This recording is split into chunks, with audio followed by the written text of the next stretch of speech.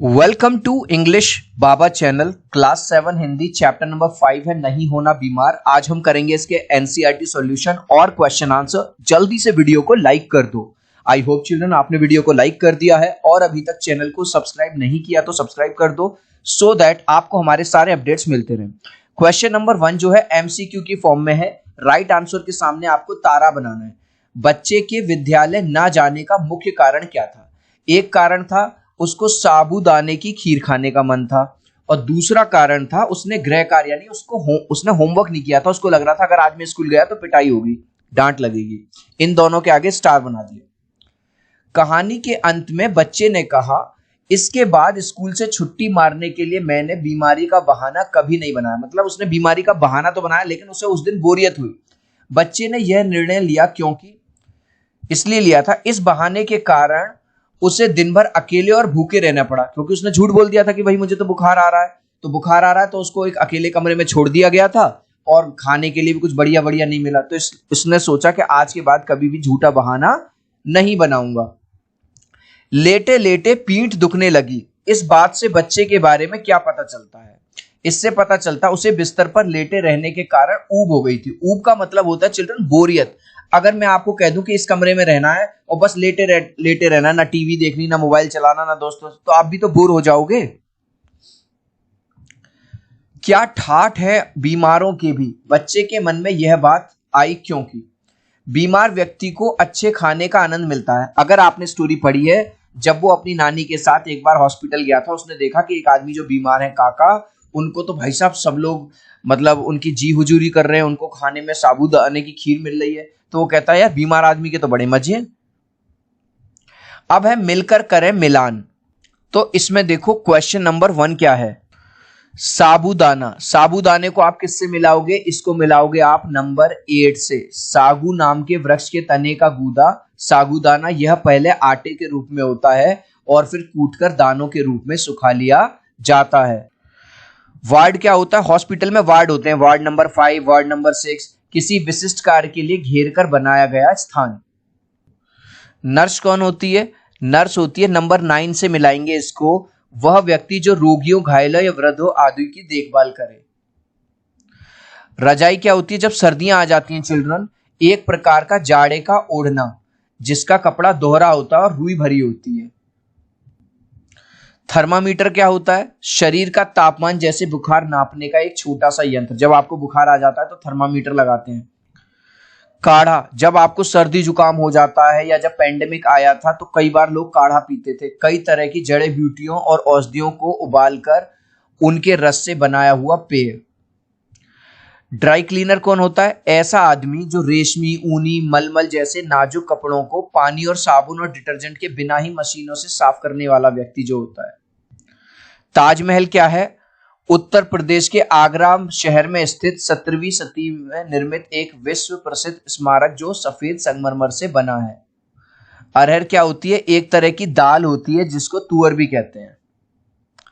Next question है, पंक्तियों पर चर्चा करनी है और उनका अर्थ बताना है। तो देखते हैं पहली पंक्ति आपको क्या दी गई है। मैंने सोचा बीमार पड़ने के लिए आज का दिन बिल्कुल ठीक रहेगा, चलो बीमार पड़ जाते हैं।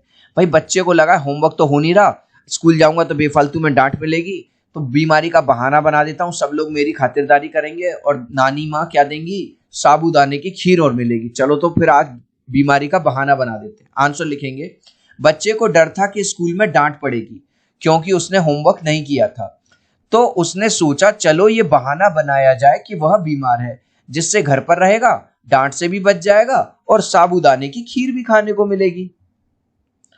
नेक्स्ट है, देखो उन्होंने एक बार भी आकर नहीं पूछा कि तू क्या खाएगा, पूछते तो मैं साबूदाने की खीर ही मांगता, कोई ताजमहल थोड़ी ना मांग लेता।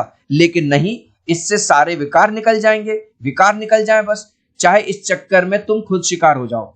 यहाँ पे उस बात को बताया जा रहा है, बच्चे को लगा था कि जब मैं बीमारी का नाटक करूंगा तो सब लोग मेरी खातिरदारी में लग जाएंगे, मुझको बढ़िया बढ़िया चीजें खिलाएंगे, नानी माँ मुझको साबूदाने की। लेकिन हुआ बिल्कुल उल्टा, सबने उसको इग्नोर किया और उसको खाने में बिल्कुल हल्का दिया या ना के बराबर दिया। तो अब वो क्या कह रहा है? अपने आप से कह रहा है कि यार बताओ, कोई मुझसे पूछ भी नहीं रहा खाने पीने का। आंसर है, बच्चे को लगता है कि जब वो बीमार होने का नाटक करेगा तो उसे खाने के लिए साबूदाने की खीर मिलेगी।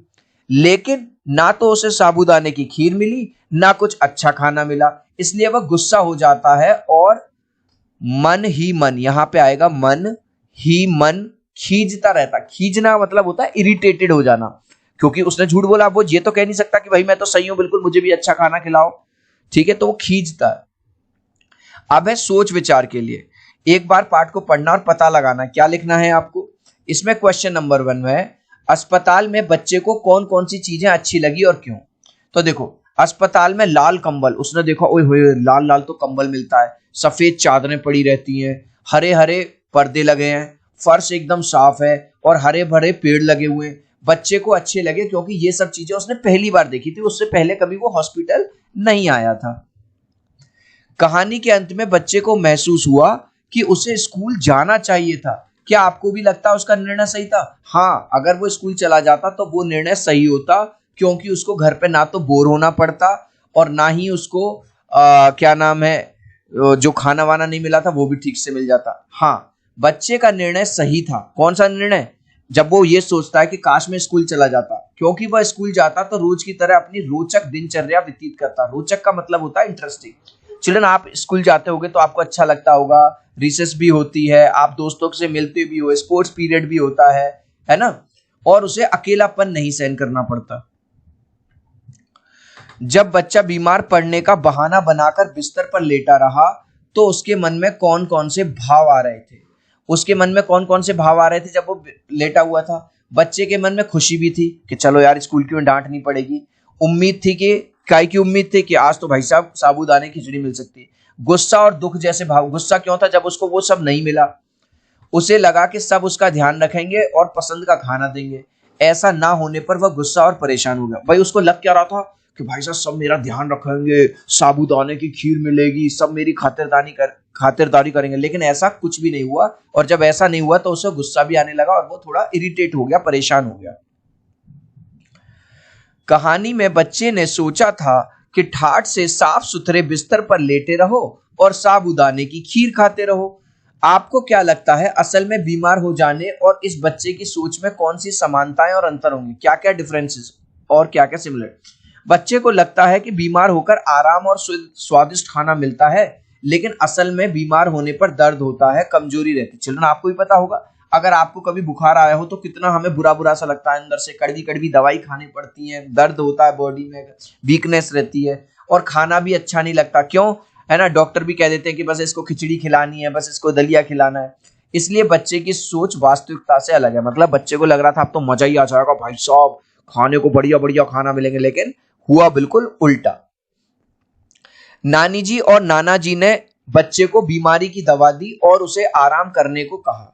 बच्चे को खाना नहीं दिया गया। क्या आपको लगता है कि उन्होंने सही किया? हाँ, मेरे हिसाब से बच्चे के नाना नानी ने बिल्कुल ठीक किया, क्योंकि छोटी मोटी बीमारियां उपवास का मतलब होता है चिल्ड्रन व्रत रखना या कम खाना रखने से ठीक हो जाती हैं। चिल्ड्रन, आज भी आप जाओगे डॉक्टर्स के पास, जब आपको कोई बीमारी हो जाएगी, बुखार आ जाएगा, तो वो कहेंगे भैया थोड़ा हल्का खाना खाना है या खाना कम खाना है या थोड़ा अवॉइड करना है ना, हैवी फूड। चिल्ड्रन, वीडियो अच्छा लग रहा है तो प्लीज यार एक लाइक तो कर ही सकते हो, एक लाइक कर दीजिए। 3 तक काउंट करूंगा, 1 2 3। आई होप चिल्ड्रन आपने वीडियो को लाइक कर दिया है, चैनल को सब्सक्राइब कर दिया। Thank you guys.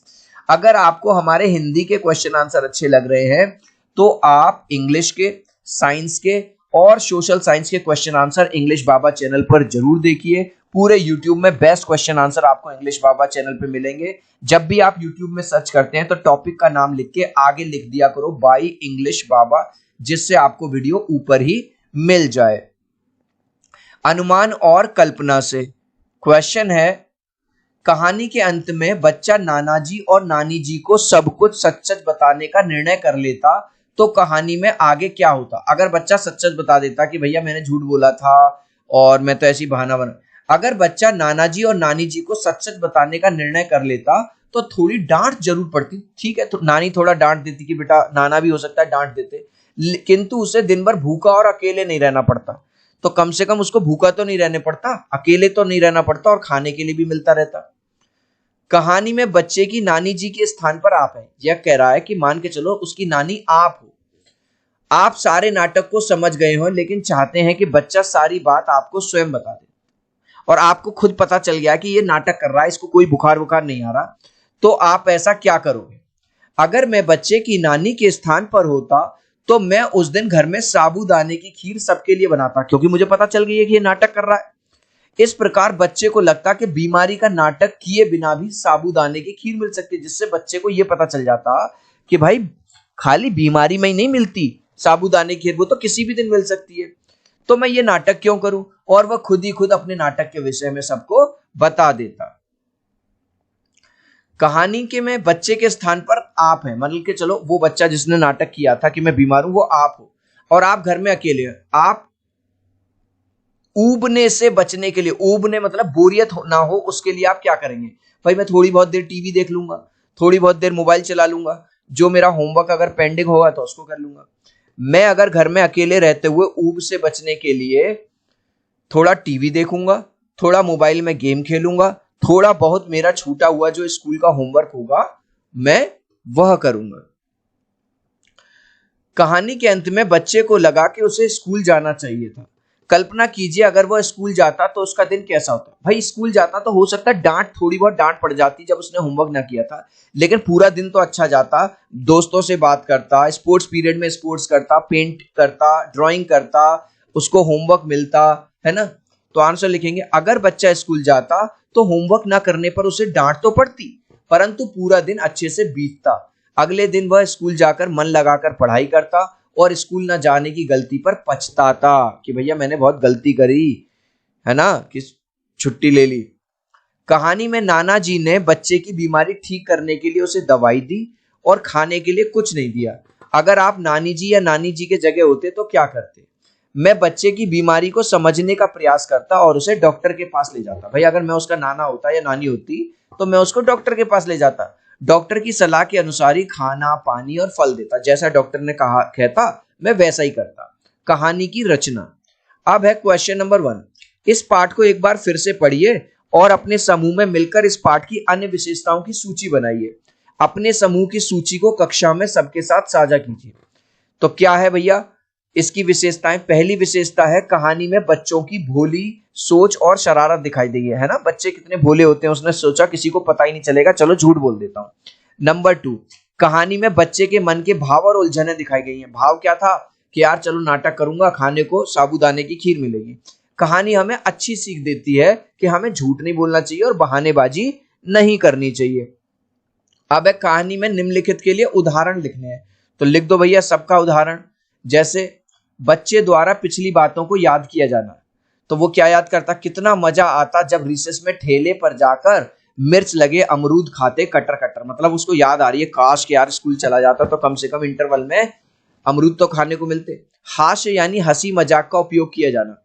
पूछते तो मैं साबूदाने की खीर ही मांगता। वो सोच रहा है कि काश अगर मुझसे कोई पूछ ले क्या खाएगा तो मैं साबूदाने की खीर ही मांग। कोई ताजमहल तो नहीं मांग लेता, लेकिन नहीं, भूखे रहो, इससे सारे विचार निकल जाएंगे। सॉरी विचार नहीं, विकार। बच्चे द्वारा सोचने के तरीके में बदलाव आना। क्या मुसीबत है, पड़े रहो, आखिर जब कब तक कोई, कब आएगा यहाँ, कब तक कोई पड़ा रह सकता है, इससे तो स्कूल चला जाता तो ही ठीक रहता, सजा मिलती तो मिल जाती, थोड़ा बहुत टीचर डांट देते तो कोई बात नहीं। कहानी में किसी का किसी बात से अनजान होना।